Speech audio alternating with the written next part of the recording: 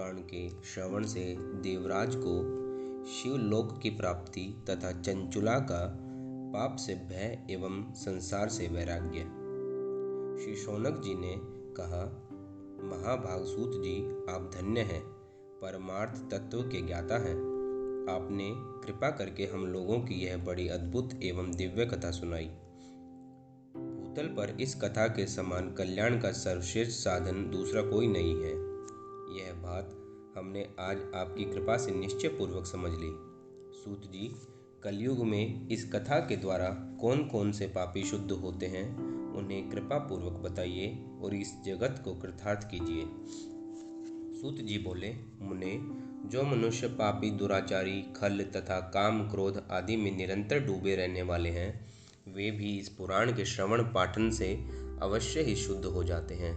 इसी विषय में जानकर मुनि इस प्राचीन इतिहास का उदाहरण दिया करते हैं, जिसके श्रवण मात्र से पापों का पूर्णतया नाश हो जाता है। पहले की बात है, कहीं किरातकों के नगर में एक ब्राह्मण रहता था, जो ज्ञान में अत्यंत दुर्बल, दरिद्र, रस बेचने वाला तथा वैदिक धर्म से विमुख था। वह स्नान, संध्या आदि कर्मों से भ्रष्ट हो गया था और वैश्यावृत्ति में तत्पर रहता था। उसका नाम था देवराज। वह अपने ऊपर विश्वास करने वाले लोगों को ठगा करता था। उसने ब्राह्मणों, क्षत्रियों, वैश्यों, शूद्रों तथा दूसरों को भी अनेक बहानों से मार कर उनका धन हड़प लिया था, परंतु उस पापी का थोड़ा सा भी धन कभी धर्म के काम में नहीं लगा। वह वैश्यागामी तथा प्रकार से आचार भ्रष्ट था। एक दिन घूमता घूमता वह देवयोग से प्रतिष्ठानुसार झूसी प्रयाग में जा पहुंचा। वहीं उसने एक शिवालय देखा, जहां बहुत से साधु महात्मा एकत्र हुए थे। देवराज उस शिवालय में ठहर गया, किंतु वहां उस ब्राह्मण को जवर हो गया। उस जवर से उसकी पीड़ा बहुत होने लगी। वहां एक ब्राह्मण देवता शिव पुराण की कथा सुना रहे थे।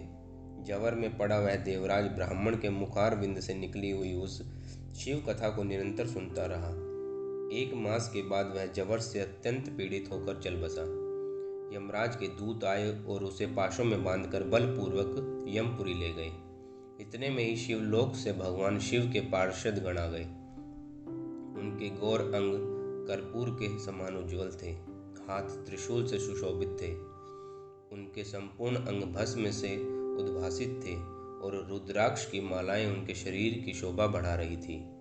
वे सब के सब क्रोधपूर्वक यमपुरी गए और यमराज के दूतों को मार पीट कर बारंबार धमकाकर उन्होंने देवराज को उनके चंगुल से छुड़ा लिया और अत्यंत अद्भुत विमान पर बिठाकर जब वे शिवदूत कैलाश जाने को उद्यत हुए, उस समय यमपुरी बड़ा भारी कोलाहल मच गया। उस कोलाहल को सुनकर धर्मराज अपने भवन से बाहर आए।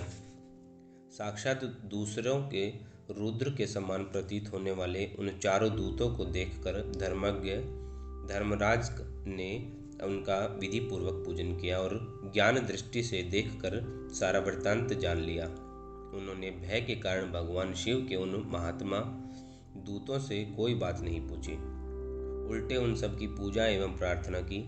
तत्पश्चात वे शिवदूत कैलाश को चले गए और वहां पहुंचकर उन्होंने उस ब्राह्मण को दया सागर सांब शिव के हाथों में सौंप दिया।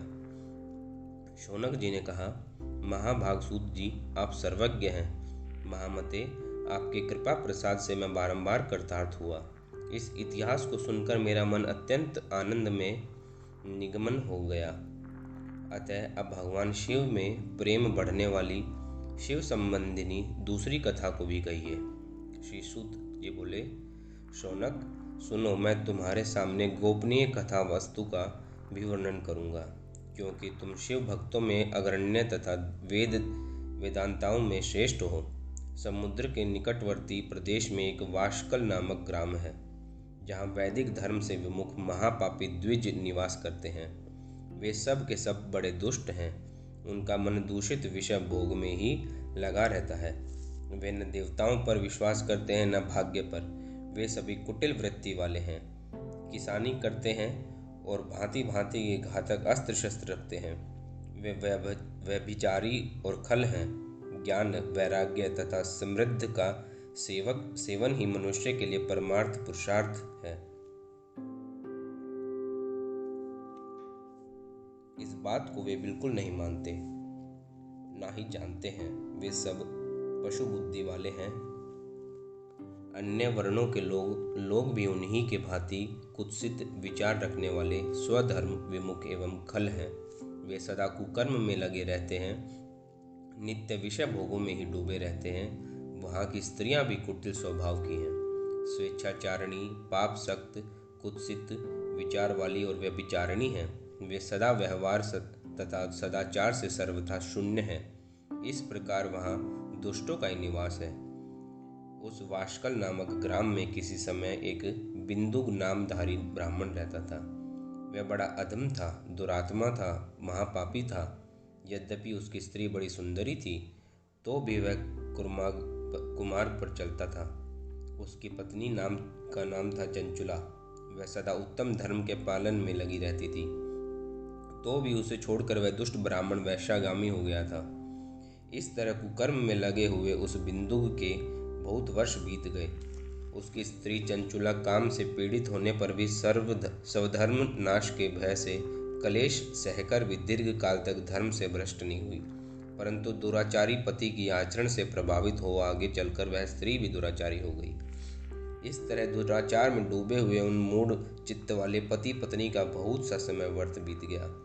तदंतर शूद्र जातीय वैश्या का पति बना हुआ वह दूषित बुद्धि वाला दुष्ट ब्राह्मण बिंदुक समय अनुसार मृत्यु को प्राप्त हो नरक में जा पड़ा। दिनों तक नरक के दुख भोग कर वह मूढ़ बुद्धि पापी विंध्य पर्वत पर भयंकर पिशाच हुआ। इधर उस दुराचारी पति बिंदु के मर जाने पर वह मूढ़ हृदय चंचुला बहुत समय तक पुत्रों के साथ अपने घर में रही। एक दिन देव योग से किसी पुण्य पर्व के आने पर वह स्त्री भाई बंधुओं के साथ गोकर्ण क्षेत्र में गई। तीर्थ यात्रियों के संग से उसने भी उस समय जाकर किसी तीर्थ के जल में स्नान किया। फिर वह साधारणतः बंधुजनों के साथ यत्र तत्र घूमने लगी। घूमती घूमती किसी देव मंदिर में गई और वहां उसने एक देवज्ञ ब्राह्मण के मुख से भगवान शिव की परम पवित्र एवं मंगलकारिणी उत्तम पौराणिक कथा सुनी। कथावाचक ब्राह्मण कह रहे थे कि जो स्त्रियां पुरुष के साथ व्यभिचार करती हैं, वे मरने के बाद जब यमलोक में जाती हैं, तब यमराज उनके दूत उनकी योनि में तपे हुए लोहे का परिग डालते हैं। पौराणिक कथा ब्राह्मण के मुख से यह वैराग्य बढ़ाने वाली कथा सुनकर चंचुला भय से व्याकुल हो गई। वह कांपने लगी। जब कथा समाप्त हुई और सुनने वाले सब लोग वहां से बाहर चले गए, तब वह भयभीत नारी एकांत में शिव पुराण की कथा बाँचने वाले उस ब्राह्मण देवता से बोली। चंचुला ने कहा, ब्राह्मण, मैं अपने धर्म को नहीं जानती थी, इसलिए मेरे द्वारा बड़ा दुराचार हुआ। स्वामिन, मेरे ऊपर अनुपम कृपा करके आप मेरा उद्धार कीजिए। आज आपके वैराग्य रस से ओतप्रोत इस प्रवचन को सुनकर मुझे बड़ा भय लग रहा है। मैं काँप उठी हूँ और मुझे इस संसार से वैराग्य हो गया है। मुझ मूढ़ चित्त वाली पापिनी को धिक्कार है। मैं सर्वथा निंदा के योग्य हूँ, कुत्सित विषयों में फंसी हुई हूँ और अपने धर्म से विमुख हो गई हूँ। हाय, न जाने किस किस घोर कष्टदायक दुर्गति में मुझे पड़ना पड़ेगा, और वहाँ कौन बुद्धिमान पुरुष कर्म योग से मन लगाने वाली मुझ पापनी का साथ देगा। मृत्यु काल में उन भयंकर यमदूतों को मैं कैसे दिखूंगी। जब मैं बलपूर्वक मेरे गले में फंदा डालकर मुझे बांधेंगे, तब मैं कैसे धीरज धारण कर सकूंगी। नरक में जब मेरे शरीर के टुकड़े टुकड़े किए जाएंगे, उस समय विशेष दुख देने वाली उस महायातना को मैं कैसे सहूंगी। हाय, मैं मारी गई, मैं जल गई, मेरा हृदय विदीर्ण हो गया है और मैं सब प्रकार से नष्ट हो गई, क्योंकि मैं हर तरह से पाप में ही डूबी रही हूँ। ब्राह्मण, आप ही मेरे गुरु हैं, आप ही माता हैं, आप ही पिता हैं। आपकी शरण में आई हूँ। मुझ दीन अबला का आप ही उद्धार कीजिए, उद्धार कीजिए।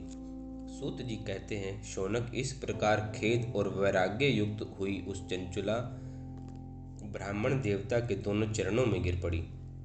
तब बुद्धिमान ब्राह्मण कृपा पूर्वक उसे उठाया और इस प्रकार कहा। ब्राह्मण बोले, नारी, सौभाग्य की बात है कि भगवान शंकर की कृपा से शिव पुराण की इस वैराग्य युक्त कथा को सुनकर तुम्हें समय पर चेत हो गया है। ब्राह्मण पत्नी, तुम डरो मत, भगवान शिव की शरण में जाओ। शिव की कृपा से सारा पाप तत्काल नष्ट हो जाता है। मैं तुमसे भगवान शिव की कार्तिक कथा से युक्त उस परम वस्तु का वर्णन करूंगा जिससे तुम सदा सुख देने वाली उत्तम गति प्राप्त करोगी। शिव की उत्तम कथा सुनने से ही तुम्हारी बुद्धि इस तरह पश्चाताप से युक्त एवं शुद्ध हो गई है, साथ ही तुम्हारे मन में विषयों के प्रति वैराग्य हो गया है। पश्चाताप ही पाप करने वाले पापियों के लिए सबसे बड़ा प्रायश्चित है। सत्पुरुषों ने सबके लिए पश्चाताप को ही समस्त पापों का शोधक बताया है। पश्चाताप से ही पापों की शुद्धि होती है। जो पश्चाताप करता है वह वास्तव में पापों को प्रायश्चित करता है, क्योंकि सत्पुरुषों ने समस्त पापों की शुद्धि के लिए जैसे प्रायश्चित का उपदेश किया है, वह सब पश्चाताप से संपन्न हो जाता है। जो पुरुष विधि पूर्वक प्रायश्चित करके निर्भय हो जाता है पर अपने कुकर्म के लिए पश्चाताप नहीं करता, उसे प्रायः उत्तम गति नहीं प्राप्त होती, परंतु जिसे अपने कुकृत्य पर हार्दिक पश्चाताप होता है वह अवश्य उत्तम गति का भागी होता है। इसमें संशय नहीं है। इस शिव पुराण की कथा सुनने से जैसे चित्त शुद्धि होती है, वैसी दूसरी उपायों से नहीं होती। जैसे दर्पण साफ करने पर निर्मल हो जाता है, उसी प्रकार इस शिव पुराण की कथा से चित्त अत्यंत शुद्ध हो जाता है। इसमें संशय नहीं है। मनुष्य के शुद्ध चित्त में जगदम्बा पार्वती सहित भगवान शिव विराजमान रहते हैं। इससे वह विशुद्ध आत्मा पुरुष श्री सांब सदाशिव के पद को प्राप्त होता है। इस उत्तम कथा का श्रवण समस्त मनुष्य के लिए कल्याण का बीज है। अतः यथोचित मार्ग से इसकी आराधना अथवा सेवा करनी चाहिए। यह बहुबंधन रूपी रोग का नाश करने वाली है। भगवान शिव की कथा को सुनकर फिर अपने हृदय में उसका मनन एवं निधिध्यासन करना चाहिए। इससे पूर्णतया चित्त शुद्धि हो जाती है। चित्त शुद्धि होने से महेश्वर की भक्ति अपने दोनों पुत्रों के साथ निश्चय ही प्रकट होती है। तत्पश्चात महेश्वर के अनुग्रह से दिव्य मुक्ति प्राप्त होती है। इसमें संशय नहीं है। जो मुक्ति से वंचित है उसे पशु समझना चाहिए, क्योंकि उसका चित्त माया के बंधन में आसक्त है। वह निश्चय ही संसार बंधन से मुक्त नहीं हो पाता। ब्राह्मण पत्नी, इसलिए तुम विषयों से मन को हटा लो और भक्ति भाव से भगवान शंकर की इस परम पावन कथा को सुनो। परमात्मा शंकर की इस कथा को सुनने से तुम्हारे चित्त की शुद्धि होगी और इससे तुम्हें मोक्ष की प्राप्ति होगी। जो निर्मल चित्त से भगवान शिव के चरणार विंद को चिंतन करता है, उसकी एक ही जन्म में मुक्ति हो जाती है। यह मैं तुमसे सत्य सत्य कहता हूँ। सूत जी कहते हैं, शौनक, इतना कहकर वे श्रेष्ठ शिव भक्त ब्राह्मण चुप हो गए। उनका हृदय करुणा से आर्द्र हो गया। वे शुद्ध चित्त महात्मा भगवान शिव के ध्यान में मग्न हो गए। तदंतर बिंदु की पत्नी चंचुला मन ही मन प्रसन्न हो उठी। ब्राह्मण का उक्त उपदेश सुनकर उसने नेत्रों में आनंद के आंसू छलकाए थे। वह ब्राह्मण पत्नी चंचुला हर्ष भरे हृदय से उन श्रेष्ठ ब्राह्मण के दोनों चरणों में गिर पड़ी और हाथ जोड़कर बोली, मैं कृतार्थ हो गई। तत्पश्चात उठकर वैराग्य युक्त उत्तम बुद्धि वाली वह स्त्री, जो अपने पापों के कारण आतंकित थी, उन महान शिव भक्त ब्राह्मण से हाथ जोड़कर गदगद वाणी में बोली। चंचुला ने कहा, ब्राह्मण, शिव भक्तों में श्रेष्ठ स्वामीन, आप धन्य हैं, परमार्थदर्शी हैं और सदा परोपकार में लगे रहते हैं, इसलिए श्रेष्ठ साधु पुरुषों में प्रशंसा के योग्य हैं। साधो, मैं नर्क के समुद्र में गिर गई हूँ, आप मेरा उद्धार कीजिए। पौराणिक अर्थ तत्व से संपन्न जिस सुंदर शिव पुराण की कथा को सुनकर मेरे मन में संपूर्ण विषयों से वैराग्य उत्पन्न हो गया, उसी इस शिव पुराण को सुनने के लिए इस समय मेरे मन में बड़ी श्रद्धा हो रही है। सूत जी कहते हैं, ऐसा कहकर हाथ जोड़कर उनका अनुग्रह पाकर चंचुला उस शिव पुराण की कथा को सुनने की इच्छा मन में लिए उस ब्राह्मण देवता के सेवा में तत्पर होकर वहां रहने लगी। तदंतर शिव भक्तों में श्रेष्ठ और शुद्ध बुद्धि वाले उस ब्राह्मण देव ने उस स्थान पर उस स्त्री को शिव पुराण की उत्तम कथा सुनाई। इस प्रकार उस गोकर्ण नामक महाक्षेत्र में उन्हीं श्रेष्ठ ब्राह्मण से उसने शिव पुराण की उस वह परम उत्तम कथा सुनी जो भक्ति, ज्ञान, वैराग्य को बढ़ाने वाली तथा मुक्ति देने वाली है। उस परम उत्तम कथा को सुनकर वह ब्राह्मण पत्नी अत्यंत कृतार्थ हुई। उसका चित्त शीघ्र ही शुद्ध हो गया। फिर भगवान शिव के अनुग्रह से उसके हृदय में शिव के सगुण रूप का चिंतन होने लगा। इस प्रकार उसने भगवान शिव में लगी रहने वाली उत्तम बुद्धि पाकर शिव के सच्चिदानंदमय स्वरूप को बारंबार चिंतन आरंभ किया। तत्पश्चात समय के पूरा होने पर भक्ति, ज्ञान और वैराग्य युक्त हुई चंचुला अपने शरीर को बिना किसी कष्ट के त्याग दिया। इतने में ही त्रिपुर शत्रु भगवान शिव का भेजा हुआ एक दिव्य विमान द्रुत गति से वहां पहुंचा, जो उनके अपने गणों से युक्त और भांति भांति के शोभा साधनों से संपन्न था। चंचुला उस विमान पर आरूढ़ हुई और भगवान शिव के श्रेष्ठ पार्षदों ने उसे तत्काल शिवपुरी में पहुंचा दिया। उसके सारे मल धुल गए। वह दिव्य रूप धारिणी दिव्यांगना हो गई थी। उसके दिव्य अवयव उसकी शोभा बढ़ाते थे। मस्तक पर अर्धचंद्र का मुकुट धारण किया एक गौरांगी देवी शोभाशाली दिव्य आभूषणों से विभूषित थी। शिवपुरी में पहुंचकर उसने सनातन देवता त्रिनेत्रधारी महादेव जी को देखा। सभी मुख्य देवता उनकी सेवा में खड़े थे। गणेश, भृंगी, नंदीश्वर तथा वीरभद्रेश्वर आदि उनकी सेवा में उत्तम भक्ति व भाव से उपस्थित थे। उनकी अंग कांति करोड़ों सूर्य के समान प्रकाशित हो रही थी। कंठ में नील चिन्ह शोभा पाता था। 5 मुख और प्रत्येक मुख से 3-3 नेत्र थे। मस्तक पर अर्धचंद्राकार मुकुट शोभा देता था। उन्होंने अपने वाम अंग में गौरी देवी को बिठा रखा था, जो विद्युत पुंज के समान प्रकाशित थी। गौरीपति महादेव जी की कांति कर्पूर के समान गौर थी। उनका सारा शरीर श्वेत भस्म से भासित था। शरीर पर श्वेत वस्त्र शोभा पा रहे थे। इस प्रकार परम उज्ज्वल भगवान शंकर का दर्शन करके वह ब्राह्मण पत्नी चंचुला बहुत प्रसन्न हुई। अत्यंत प्रतियुक्ति होकर उसने बड़ी उतावली के साथ भगवान को बारंबार प्रणाम किया। फिर हाथ जोड़कर वह बड़े प्रेम और आनंद संतोष युक्त हो विनीत भाव से खड़ी हो गई। उसके नेत्रों से आनंद अश्रुओं का अविरल धारा बहने लगी तथा संपूर्ण शरीर में रोमांच हो गया।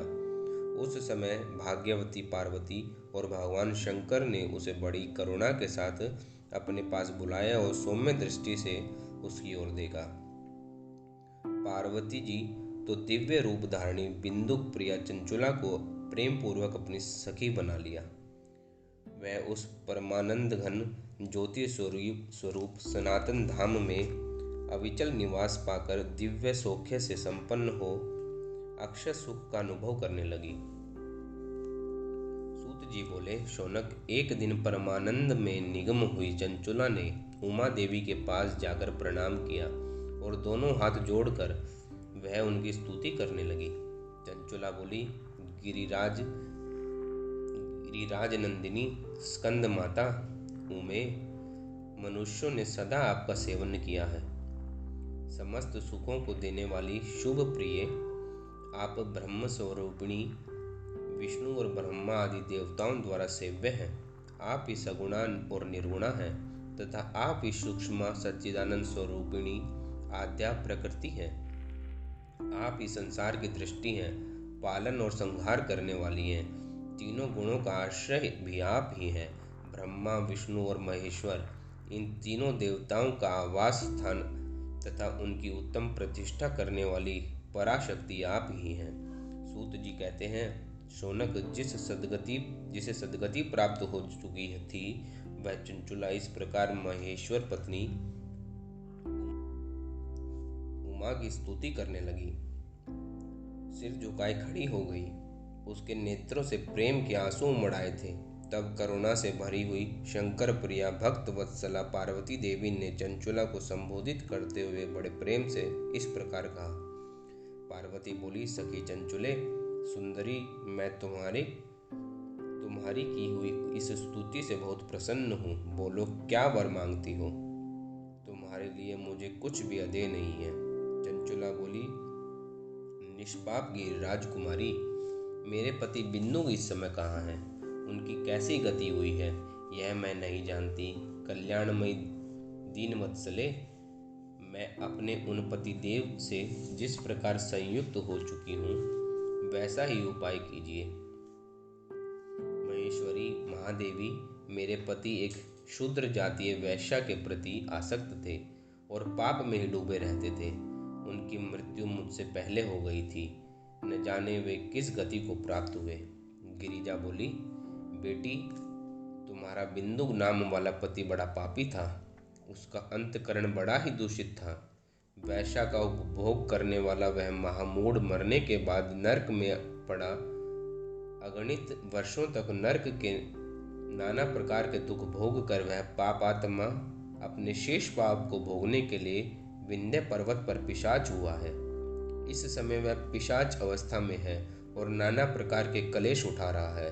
वह दुष्ट वहीं वायु पीकर रहता है और सदा वह सब प्रकार के कष्ट सहता है।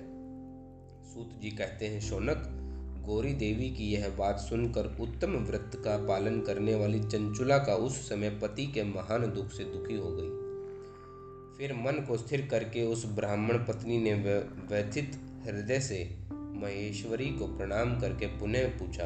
चंचुला बोली, महेश्वरी महादेवी, मुझ पर कृपा कीजिए और दूषित कर्म करने वाले मेरे उस पति का अब उद्धार कर दीजिए। देवी, कुत्सित बुद्धि वाले मेरे उस पापात्मा पति को किस उपाय से उत्तम गति प्राप्त हो सकती है, यह शीघ्र बताइए। आपको नमस्कार है। पार्वती ने कहा, तुम्हारा पति यदि शिव पुराण की पुण्यमयी उत्तम कथा सुने तो सारी दुर्गतियों को पार करके वह उत्तम गति का भागी हो सकता है।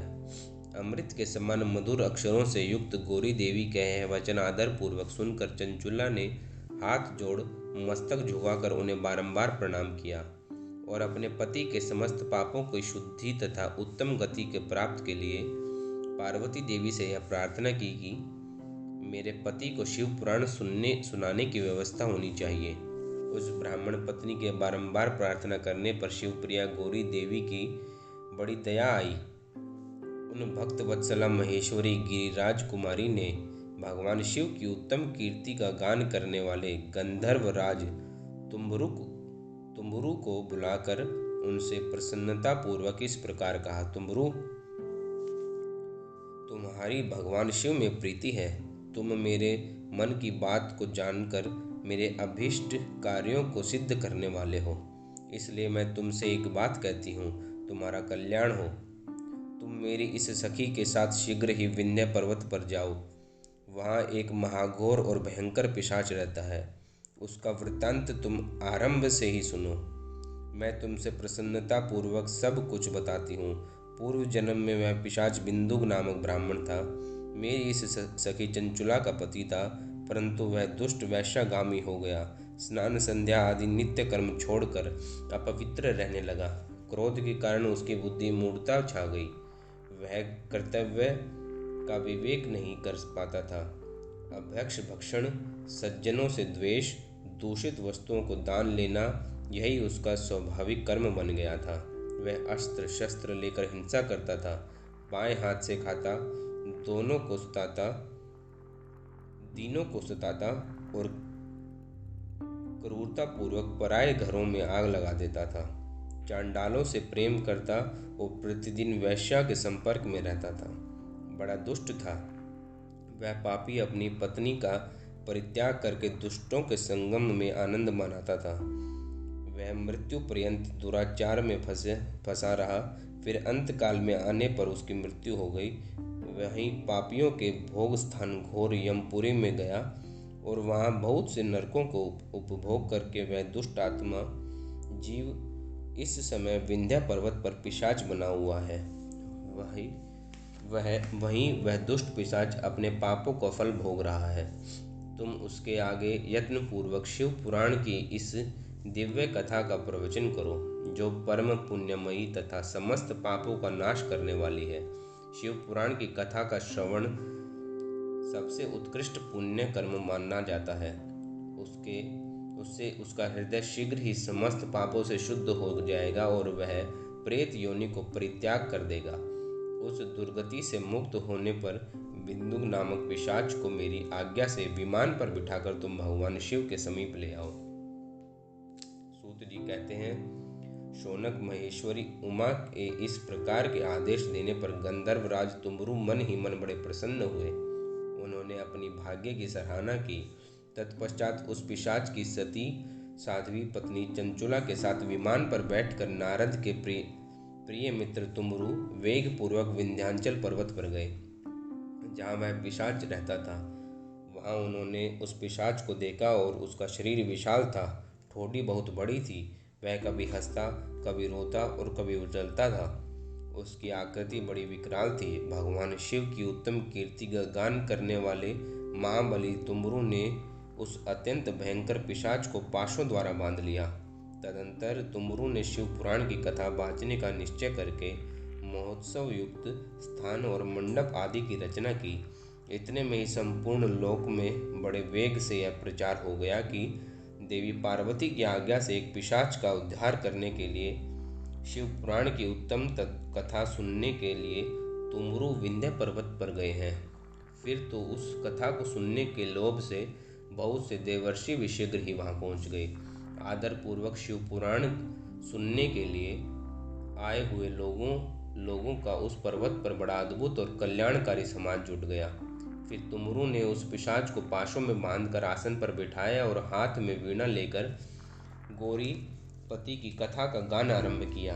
पहली अर्थात विंध्येश्वर संहिता से लेकर 7वीं वायु संहिता तक महात्म्य सहित शिव पुराण की कथा का उन्होंने स्पष्ट वर्णन किया। सातों संहिताओं में शिव पुराण का आदर पूर्वक श्रवण करके वे सभी श्रोता पूर्णतः कृतार्थ हो गए। उस परम पुण्यमय शिव पुराण को सुनकर उस पिशाच ने अपने सारे पापों को धोकर उस पैशाचिक शरीर का त्याग किया। फिर तो शीघ्र ही उसका रूप दिव्य हो गया, अंग कांति गौरव वर्ण की हो गई। शरीर पर श्वेत वस्त्र तथा सब प्रकार के पुरुषोचित आभूषण उसके अंगों को उद्भासित करने लगे। वह त्रिनेत्रधारी चंद्रशेखर रूप हो गया।